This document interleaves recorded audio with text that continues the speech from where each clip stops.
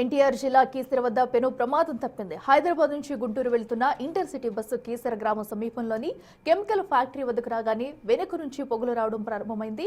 Driver అప్రమత్తమై ప్రయాణికులను alert చేయడంతో అంతా దిగిపోయారు. ఆ తర్వాత మంటలు పెద్దవై బస్సు దగ్ధమైంది. ప్రమాద సమయంలో బస్సులో 39 మంది ప్రయాణికులు ఉన్నారు. వారంతా సురక్షితంగా ఉండటంతో అంతా ఊపిరి పీల్చుకున్నారు. నేషనల్ హైవే సిబ్బంది మంటలను ఆర్పివేశారు. బస్సు ప్రమాదానికి గల కారణాన్ని గుర్తిస్తున్నామన్నారు పోలీసులు.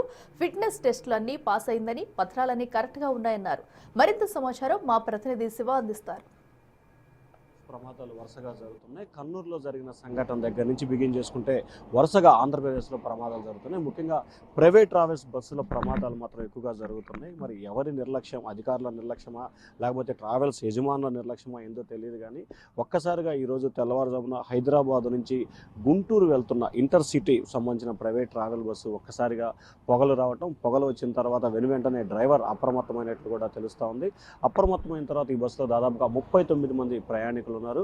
39 ప్రయాణికులు దించిన తర్వాత ఒక్కసారిగా మంటలు వ్యాపించడంతో మొత్తం దిగిపోయి పూర్తి స్థాయిలో ఎవరికి ఎటువంటి ప్రాణాపాయం కానీ లేకపోతే గాయాలైన పరిస్థితి కూడా కనిపించలేదు. అయితే తరచూ జరుగుతున్న ఈ ప్రమాదాలకు సంబంధించి అధికారుల నిర్లక్ష్యం ఉందా లేకపోతే ఏంటి కారణం అనే దానికి సంబంధించి కూడా పూర్తి స్థాయిలో అధికారులు అయితే విచారణ చేయాల్సిన పరిస్థితి కనిపిస్తూ ఉంది.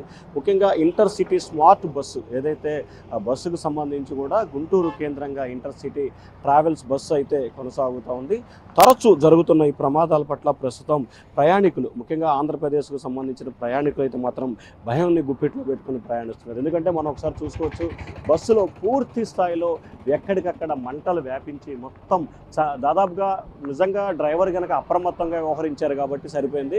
లేకపోతే దాదాపుగా ఖచ్చితంగా 39 మంది ప్రాణాల పరిస్థితి ఏమిటి అనేది కూడా ఒక్కసారి మనం ఊహించుకుంటేనే పరిస్థితి ఏ రకంగా ఉంటుందో అర్థం చేసుకోవచ్చు.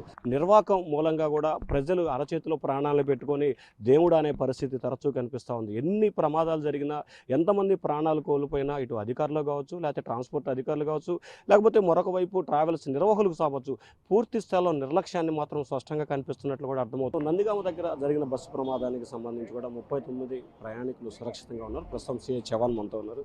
సరేంటి ఎలా జరిగింది ప్రమాదం?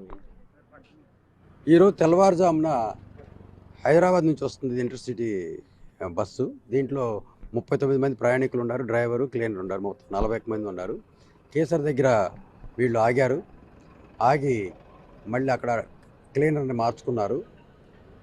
మార్చుకొని కేసర్ నుంచి సుమారుగా ఒక 5 కిలోమీటర్లు వచ్చి ఉంటారు. ఆ క్లీనర్ నోటీస్ చేశాడనమాట. స్మోక్ వస్తుంది బ్యాక్ సైడ్ నుంచి, అద్దంలో నుంచి చూశాడు, మిర్రర్లో నుంచి. చూడంగానే ఇమీడియట్గా డ్రైవర్కి చెప్తే బండి పక్కన ఆపటం, వాళ్ళు వచ్చి చెక్ చేసుకున్నారు. చెక్ చేసుకుంటే ఆ బస్ కింద కొంచెం ఫ్లేమ్ కూడా కనిపిస్తుంది.